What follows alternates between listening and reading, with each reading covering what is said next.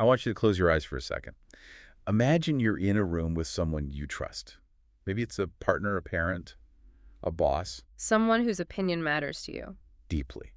And you clearly, with your own eyes, see a coffee cup on the table. You point to it, you talk about it. It's right there. It's an undeniable fact. And then the other person looks you dead in the eye with zero irony and says, "What coffee cup? There's nothing on the table." And they're so calm, so certain. So certain that for a split second, your brain just short circuits. You blink, you look again, and you start to wonder, not if they're lying, but if your own brain is broken. That feeling, that is the most destabilizing feeling a human being can experience. It's the dismantling of the self. That stomach drop sensation of reality just slipping away, that's where we are living today. And while we hear the word thrown around constantly on Twitter, on TikTok, Oh, everywhere. the actual mechanism behind it is much darker, much older, and much more calculated than most people realize. We are, of course, doing the deep dive on gaslighting. And I have to admit, when I first saw this on our slate, I kind of rolled my eyes a little. I think a lot of people do. Right. I thought, okay, great. We're going to talk about the internet's favorite buzzword for someone I'm mad at. But looking at this stack of research you've brought today, this is not just about bad breakups, is it? Not even close. I mean, if you think gaslighting is just about a boyfriend lying about texting his ex, you are seeing the absolute tip of the iceberg and completely missing the glacier underneath. Wow, okay. We're talking about a psychological weapon, a weapon that's been used by abusers, yes, of course, but also by doctors, by therapists, and by totalitarian regimes to paralyze entire populations. That is a massive claim, paralyzing populations. We will get there, I promise. But we have to start with the confusion, because you're right, the word is everywhere. It's completely unavoidable. It feels like, I don't know, since around 2016, the usage of the word gaslighting has just gone vertical. The data supports that perception entirely. It's not just a feeling. If you pull up Google Trends, the line is basically flat for years and years, and then right around 2016, it starts what they call a substantial increase. A substantial increase, that's putting it mildly. And then by 2022, Merriam-Webster names it the word of the year. They reported a 1,740% increase in lookups. 1,700%. That's not a trend. That's a cultural obsession. It is. And it's not just them. The American Dialect Society called it the most useful new word all the way back in 2016. Which is such a weird compliment for a word describing abuse, isn't it? Useful? Yeah. It is weird, but it implies we had a gap in our language. It means we were experiencing something we literally couldn't name. We didn't have the vocabulary. That is the key. We had words for lying, we had words for manipulation, but we didn't have a mainstream word for manipulating someone into questioning their own sanity. So the mission for this deep dive is to rescue that definition. To rescue it, we need to cut through all the buzzword noise and really understand the mechanics. Because if we can't distinguish between real psychological abuse and just, standard disagreement, we're in real trouble. Right. Because if I say, I didn't like that movie, and you say that movie was a masterpiece, you aren't gaslighting me. No. You just have different taste. You just have different taste. Yeah. And confusing the two dilutes the suffering of actual victims. So to really understand this, we have to go back. Way back. We have to leave the internet age and go back to a time of fog and cobblestones and shadows. We need to go to 1938. I love this. I love that the origin of this, ultra-modern internet slang is actually vintage theater.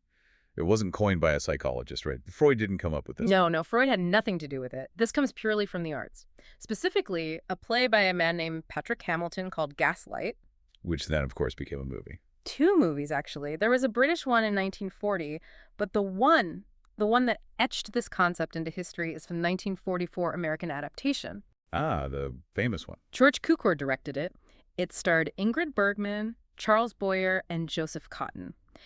And I really want to dwell on the plot of this film for a minute because it isn't just a story, it's a perfect diagram of the psychological mechanism we're discussing. Okay, set the scene for us.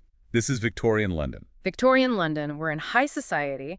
We have Paula, played by Ingrid Bergman, who is an heiress. She's young, she's a bit vulnerable, and she falls head over heels for Gregory, who's played by Charles Boyer. And Gregory. Now let me guess, he's not what he seems. Not at all. He presents himself as this perfect, genteel gentleman. He's charming, he's attentive, but he has a very specific, very predatory goal. He wants her money. He wants her jewels, specifically. There are priceless rubies hidden somewhere in the attic of the house she inherited. But here's the problem. He can't just go up and get them. Right. He can't just go up and get them while she's around. He needs to search the whole attic, but he needs her to be out of the way. And more importantly, he needs to isolate her so that if he gets caught, no one will believe her. So his plan isn't just steal the jewels, it's convince the world and my own wife that she is completely insane. That is the entire strategy. Yay. He begins this slow, methodical campaign to make her believe she is losing her mind. He hides things, a brooch, a picture, and then blames her for losing them. He tells her she's forgetful. Little things at first. Plausible deniability. Exactly. But the centerpiece, the reason we have this word, is the gaslights themselves. Okay, explain the physics here, because I think we all take flip switches for granted now. How did these lights actually work? Well, in a Victorian home like that, the gas lines were all part of a single closed system. So if you turned on a heavy gas lamp in one room, say the attic, Right. the pressure would drop slightly in all the other rooms. The lights elsewhere would physically dim. You would see it happen. So it's kind of like hydraulic pressure. One goes up, the other goes down. Simple cause and effect. Exactly. So every night, Gregory tells Paula he's going out, but he doesn't.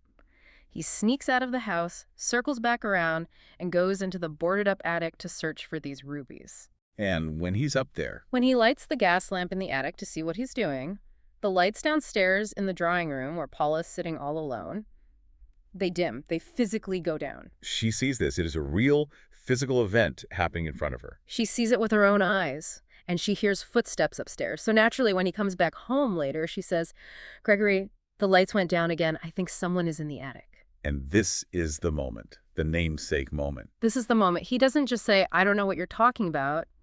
He looks at her with this sense of pity and concern. That's what makes it so sinister. Yes. He says, "Paula, darling, the lights didn't flicker. You're imagining things again. You're so tired. You're becoming hysterical."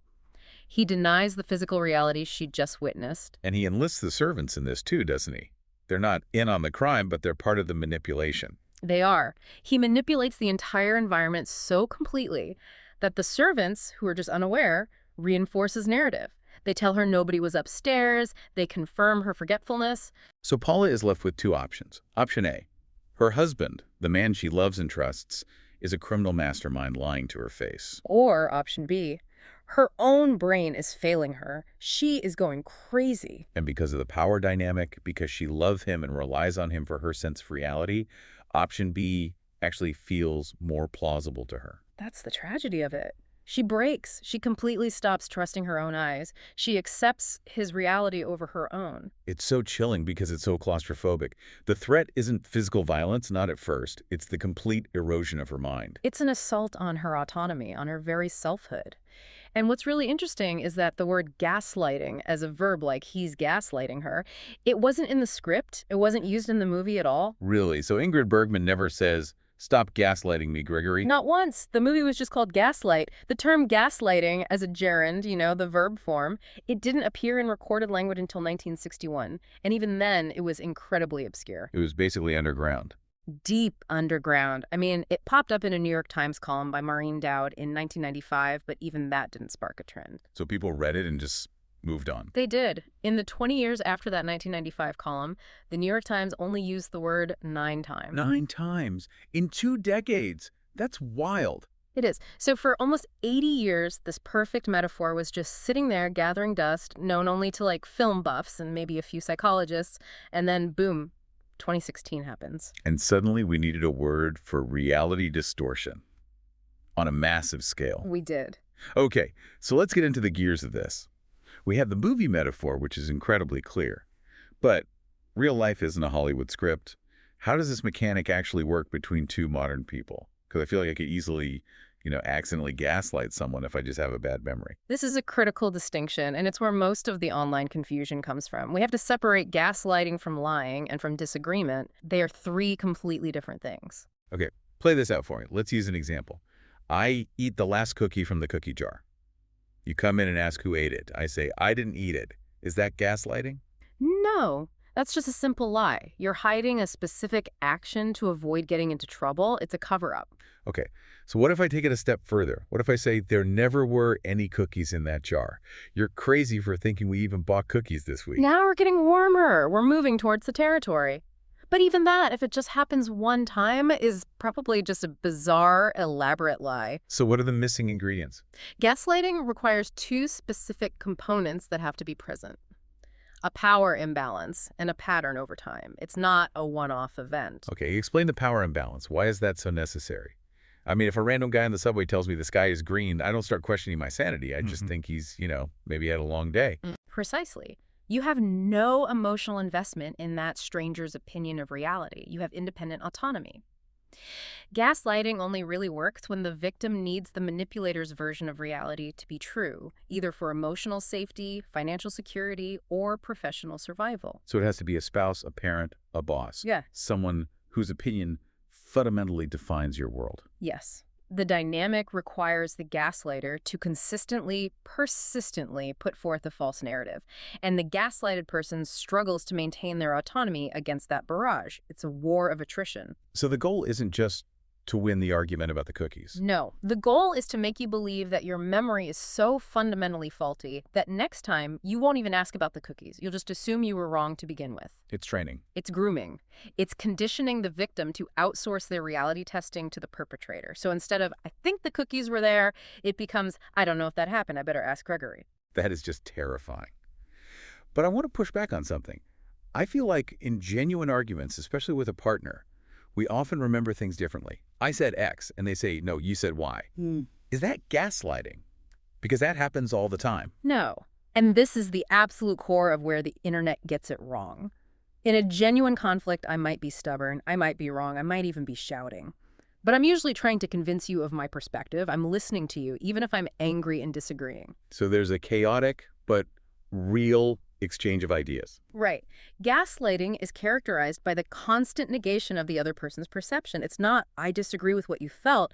It is, your feeling is wrong. It's, your reaction is irrational. You are hysterical. You're being oversensitive.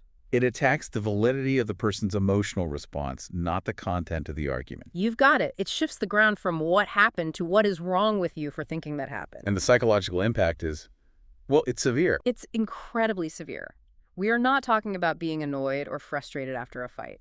Victims of long-term gaslighting exhibit symptoms of severe anxiety disorders, major depression, and a complete and utter collapse of self-esteem. They lose themselves. They often describe it as a loss of self. They genuinely don't know who they are anymore without the abuser's constant input defining their reality. Which brings us to this problem of concept creep. It's a term I've been seeing a lot because the word is so popular it's being used for everything. The Washington Post called it out as therapy speak. Therapy speak is a great term for it. It's when these clinical terms escape the clinic and get sort of mauled in the streets. We see it all the time. Right, like OCD is just used for being neat and tidy, or trauma is used to describe, having a bad day at work. Or narcissist, for anyone who takes a selfie. It's the same phenomenon. And with gaslighting, the danger is dilution. Well, Robin Stern, who's a PhD at the Yale Center for Emotional Intelligence, she literally wrote the book on this, The Gaslight Effect. She's very worried about this. She notes that the word gaslighting is now often used in an accusatory way just to shut down an argument. It's a trump card. If I just yell, you're gaslighting me, I instantly win the moral high ground, and you have to defend yourself. Exactly. It's become the new, you're being a jerk. But if we label every disagreement, every instance of someone being stubborn as gaslighting, we make it impossible to identify the real victim. We're crying wolf. We are crying wolf on a very specific and very dangerous predator. If a woman goes to the police or a therapist and says, my partner is gaslighting me, and the world has decided that just means he disagrees with me a lot, she's in real danger, we strip the word of its red flag status. Its power to warn. We do. And we need to pivot here because while we're all debating the colloquial use of the term on Twitter, the actual clinical history of gaslighting, even before we had the word, is absolutely horrifying. It really is. We tend to think of this as a domestic issue, a husband and a wife. But the research you pulled on institutional gaslighting, honestly, it reads like a horror movie script. This is the section that really messed me up when I was prepping. The involuntary commitment strategy. It is so dark. So Yeah. there's this study by Barton and Whitehead published way back in 1969. They weren't using the word gaslighting per se, but they were documenting the specific phenomenon where family members use these exact tactics to get relatives locked away in psychiatric wards. Just to get rid of them. To get rid of them or to get their money. They documented one case where a wife wanted to elope with her lover. She didn't want the mess of a divorce. She just wanted her husband gone. So what did she do? She started framing him as violent. She would provoke him, start huge fights, then run to the neighbors crying. She would lie to their friends, create these public scenes. She manipulated the social reality around him until the authorities believed he was the danger. So he gets locked up, Yeah. and she's free to run off with the lover. And just imagine, the husband is sitting in a padded room telling the doctors, I didn't do anything, she's lying. Which, of course, in that context, just makes him sound paranoid and delusional. It's the perfect trap. The more you protest your sanity, the crazier you sound. That's a catch-22. There was another case they documented involving a pub owner. His wife wanted the business. She claimed he was a violent alcoholic. She gaslit him and the doctors to get him committed so she could take over the pub license. It's pure greed. It is. Yeah. But the one that really stays with me, this one is truly sinister. It was a retirement home manager. She wanted to get rid of a resident she just didn't like. Okay. So she started secretly dosing the woman's food with laxatives. Oh, my God. No. Yes. The resident, obviously, starts having accidents. She's losing control of her bowels. She's humiliated. She's confused. I can't even imagine. And the manager then points to this and says, look, she has advanced dementia. She's incontinent. She needs to be in a secure psych ward, not here. That is monstrous because the victim's own body is betraying her. She is having accidents. The evidence is real, but the cause is completely manufactured. That is the ultimate gaslight. When the manipulator turns reality itself, your own body, into the weapon they use to prove you're crazy. And there was another case, the paranoia case from 1977, Lund and Gardner. Yes, this one just breaks my heart. It was an elderly woman who kept getting committed for episodes of psychosis. She would be sent to the hospital screaming, agitated, completely disoriented. Okay. But the weird thing was, the second she was admitted to the hospital, the symptoms vanished. She'd become lucid, she was calm, she was perfectly rational. That should have been a massive red flag to the doctors. It was eventually. They investigated. And it turned out the staff at her retirement home were systematically gaslighting her. But here's the twist. This woman actually did have a history of psychosis from about 15 years prior. Ah, so they had the file. They knew her history. They had the file, they knew her trigger points, they knew exactly how to harass her to induce a state of panic. They knew that if they pushed her enough to make her scream and shout, the doctors would just look at her chart, see history of psychosis, and ignore anything she said. They weaponized her own medical history to discredit her present reality. Exactly. It really goes to show that you can't gaslight this effectively without some form of institutional power backing you up. The doctors, the charts, the system, they all become unknowing accomplices. And speaking of accomplices, we have to talk about the therapists themselves. Because we like to think the therapist's office is the safe space, the one place you can go for a reality check. It's supposed to be. But Theo Dorpat's book from 1996 says otherwise. Gaslighting, the double whammy, interrogation, and other methods of covert control in psychotherapy. It's a mouthful of a title, but it's a groundbreaking book. Dorpat argued that therapists can be the most dangerous gaslighters of all. How is that even possible? Their entire job is to listen and validate. Yes, but they also hold what he called the interpretive power. Let's say you are my patient. You come into my office for your appointment and I'm 20 minutes late. You're annoyed, understandably. You say, it's disrespectful that you kept me waiting. Which is a completely valid complaint. A normal human reaction. But if I am a gaslighting therapist, or even just a very defensive one, I might say, your anger right now isn't about me being late. It's actually a projection of your unresolved issues with your father who abandoned you as a child. Wow. So I can't just be mad that you're late. My feeling has to be a symptom of something else. Exactly. Your reality is pathologized. Your valid reaction is mislabeled as a symptom. Dorpat called this covert control, and he warned that this kind of unintentional abuse can cause severe nervous breakdowns. I can see how. He even linked it to patient suicides in the most extreme cases. Because if the one person you pay to be your reality anchor tells you that your feelings are a sign of sickness, where do you go from there? You have nowhere left to stand. It sounds like the ultimate ego trip for the therapist. I know your mind better than you do. Which brings us right back to the question you asked earlier. Why? Who are these people? What is going on in the brain of a gaslighter? Are they all just villains twirling their mustaches? Right. Is it calculated evil, or are they broken in some way too? And the uncomfortable truth is that for many, gaslighting is a defense mechanism. It's all about their own anxiety regulation. Wait, hold on. They gaslight other people to calm themselves down. Think about it. A gaslighter is often someone with an incredibly fragile sense of self, ironically. They cannot handle being wrong. They cannot handle being the bad guy in any story. So when they forget to pick up the kids from school, or they cheat on a partner, or they make a huge mistake at work, the shame and anxiety are so intolerable that they must rewrite reality. So saying, I never agreed to pick up the kids, isn't just a lie to get out of trouble in that moment. No. It's a way to protect their own ego from the reality that they failed. Exactly. It restores their sense of control. It quells their own internal chaos. It absolutely destroys you, yes. But for them, in that moment, it feels like survival. Is it something they learn? Or are people just born this way? It's widely considered a learned trait. It's social learning. You grow up and you watch your father do it to your mother. Right. You see that when dad denies reality, the argument ends and he gets to sit down and watch TV in peace. And you learn, this is a tool that works. It's an efficient tool for conflict avoidance and self-regulation, ruthlessly efficient. Now, of course, there is a strong correlation with certain personality disorders. Like what? Narcissistic personality disorder, or NPD, is the classic one. Also borderline personality disorder, BPD, and antisocial personality disorder, or sociopathy. People with these profiles are much more prone to using manipulation to regulate their environments and their emotions. But not everyone who gaslights has a personality disorder. Not at all. Plenty of otherwise normal people stumble into these behaviors just because they're emotionally immature and terrified of conflict and shame. We've talked a lot about the individual, the one-on-one dynamic, but I want to zoom out now, because the outline here pivots to these broader contexts, and some of these affect millions and millions of people. They do. The core mechanism of gaslighting, denying someone's reality in order to maintain power, it scales up perfectly. Let's start with one that is huge right now, especially on social media. Medical gaslighting. I see women sharing stories every day about years of pain being ignored by doctors. It is a massive systemic issue.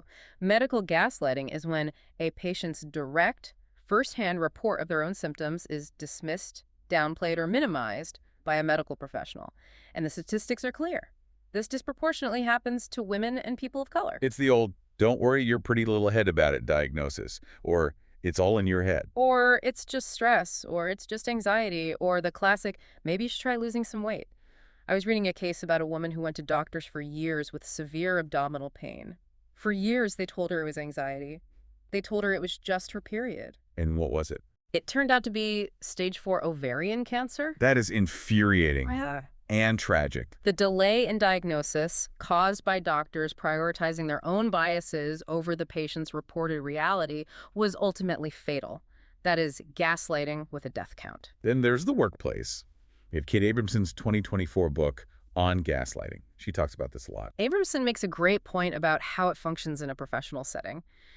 Imagine an employee goes to HR to report harassment. She says, my boss made a sexist comment to me in a meeting. Okay. And the HR manager or the boss's boss responds with, oh, you know he didn't mean it like that. You're being too sensitive. Can't you take a joke? That phrase, you're being too sensitive, it seems to be the universal slogan of the gaslighter, doesn't it? It's the skeleton key. It unlocks everything because it immediately shifts the problem from the action, the harassment, to the reaction, the victim's sensitivity. It protects the institution by pathologizing the person who complained. Which leads us directly into racial gaslighting. This is a heavy term, but help us unpack it. How is this different from just regular racism? That's a great question. If racism is the structural oppression itself, then racial gaslighting is the psychological defense mechanism used to deny that the oppression exists. It's the pathologizing of dissent. Can you give me an example of that? Sure. When a Black employee points out that a company's hiring policy seems to be biased, and the response from management is, you're being divisive, or you're always obsessed with race, or, my favorite, that's actually reverse discrimination. So instead of addressing the actual data of the hiring policy, the conversation is shifted to attack the perception and motive of the person pointing it out. Exactly. It's a way to coerce marginalized people into doubting their own lived experience of racism. It forces them to ask, am I just being paranoid? Is it just me? It upholds the existing power hierarchy by making any challenge to that power seem irrational or crazy. And that, my friend, is the perfect bridge to the biggest stage of all, the politics. The macro scale, this is where it gets really big. I saw a reference to a 2008 book, State of Confusion, that argued political gaslighting is basically what you get when modern marketing techniques meet old-school propaganda. It is. And the goal in politics often isn't even to make you love the leader. It's just to confuse you so much that you disengage entirely. If you don't know what's true anymore, you can't fight back effectively. You just give up. And we have to be really clear here. Our sources point out that this is a tool, not an ideology. It happens on both sides of the aisle. Absolutely. It's a tool of power, not a partisan policy. Anyone with the ambition to use it can. So, on the right, journalists used the term constantly during the Trump years. It really exploded then. Things like alternative facts. The idea that you could just say, the crowd size at the inauguration was the biggest in history, even when photos clearly showed empty space. That was a textbook example, a direct challenge to visual reality. The message was, don't believe your lying eyes, believe what I tell you. But then you see it on the left, too.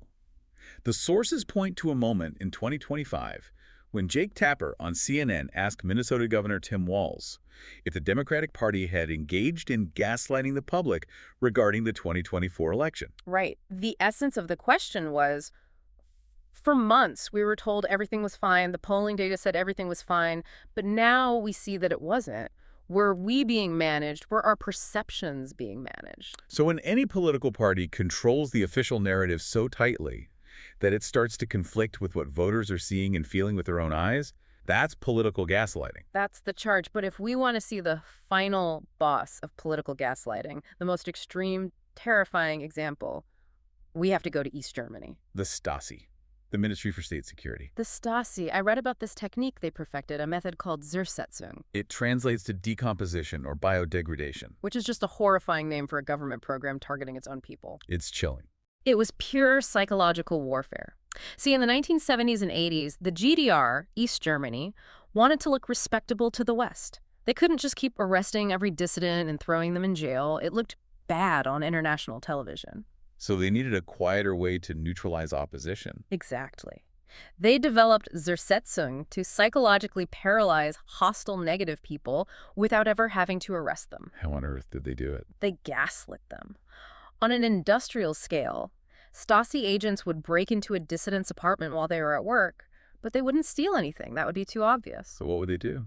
They would move the furniture, just slightly, an inch to the left. They would take a picture off the wall and hang it on a different wall. They would change the time on the person's alarm clock so they'd be late for work. They would go into the kitchen and replace the brand of tea in the cupboard with a different brand. That is just maddening. You'd come home and your entire house would just feel wrong, off. Imagine that happening every single week. You tell your friends, I think someone is breaking into my apartment and moving my tea. Your friends look at you like you finally lost it. Why would the secret police break in just to change your brand of tea, Hans? You're just stressed. So you become totally isolated. You start to doubt your own memory, your own sanity. And they did more. They would order embarrassing items, like sex toys, to be delivered to the person's workplace to create shame and suspicion. They would send doctors to the person's home to tell them they were sick when they weren't. It's a complete manufactured reality. The goal was to induce a total crisis of confidence. They wanted the dissident to be so consumed by their own personal psychological chaos that they simply didn't have the mental or emotional energy to organize a protest. And it worked. It worked brilliantly. It destroyed lives. People had nervous breakdowns. They lost their jobs, their families. Some committed suicide. And the state never had to lay a hand on them publicly. It is the ultimate proof that gaslighting is a weapon of control. Okay. We have stared into the abyss. We've seen the Stasi. We've seen the bad therapists. We've seen the husbands in the attic. Now, for the listener who is sitting there and feeling a tightness in their chest because some of this sounds way too familiar, we need to talk about habilitation. How do you get out? It's one of the hardest things a person can do. Breaking free is incredibly difficult because, by definition, your primary escape tool, your own mind, your own judgment, has been compromised. Right. You can't just trust your gut when your gut has been systematically retrained to distrust itself. Exactly. So Yeah. trust yourself is actually terrible advice to start with. It's like telling someone with a broken leg to just walk it off. Mm. You need external tools. You need crutches. Okay, give us the toolkit. What are the crutches? Step one, and this is the most important, the reality diary. You have to externalize your memory. You can't trust it, so write it down. When a conversation happens, when a promise is made, write it down immediately. Date, time, what was said, verbatim if you can. So when the gaslighter says 2 weeks later, I never said that, you're making that up, you can look at your book. You have transcript. You have a transcript. And it's not for showing him or her. Don't argue with it. They'll just say you wrote it down wrong or you misheard. It's for you. It's a private anchor you can look at and say, I am not crazy. This happened. Okay, that makes sense. What's step 2? Step 2, the reality proxy, or what I call a board of directors. You need a trusted friend, a sister, a therapist, a good one, who is completely outside the bubble of the relationship. Someone you can call and say, hey, am I crazy or is this really weird? Yes, and you have to be totally honest with them. People who are being gaslighted often hide the abuse because they feel ashamed or stupid. You have to open the books. Let someone else help validate your reality until you are strong enough to do it for yourself again. And what about the practical side? I feel like a lot of people stay because the gaslighter controls the money or the house. That is almost always part of the trap. Financial control is a huge component. So the habilitation plan must include a logistical exit strategy. Quietly gathering important documents, saving a little bit of money in a secret account if you can. You cannot heal your mind while you are still dependent on the poison for your survival. It's a full rebuild of the self from the ground up. It is. But the ultimate goal, the thing you're working towards, is to reach a point where you don't need the other person to agree with you for your reality to be true. That's the heavy lift, isn't it? That's the final graduation. I know the light's dimmed. I don't need you to sign off on it. I know what I saw, I know what I heard, I know what I felt. That is the mantra. We've covered so much ground today, from the fog of 1938 London to the Google trends of 2022, from a single attic to the Stasi headquarters in Berlin. It's a journey through the fragility and the resilience of the human mind. And I think the reason this topic hits so hard for so many of us right now is that, in a weird way, we're all feeling a little bit like Paula in that house. How do you mean? Well, look at our world. Deepfakes, AI-generated images, social media algorithms that feed you a completely different news reality than the person living next door to you. We are living in that state of confusion. We absolutely are. The entire modern information ecosystem is, in some ways, designed to make us question what is true. So the provocative thought I kind of want to leave everyone with is this. In an era where reality itself is constantly being edited, filtered, and spun, are we all being slightly gaslighted by the sheer volume of the noise? It's a very valid fear. It's hard to find a solid footing. And if so, then the lesson from that old black and white movie is maybe the only one that matters anymore. When the lights dim, don't let anyone, no matter how powerful or convincing they are, tell you they didn't. Trust your eyes? Trust your eyes. That's it for this deep dive. Take care of yourselves, and we'll see you in the next one.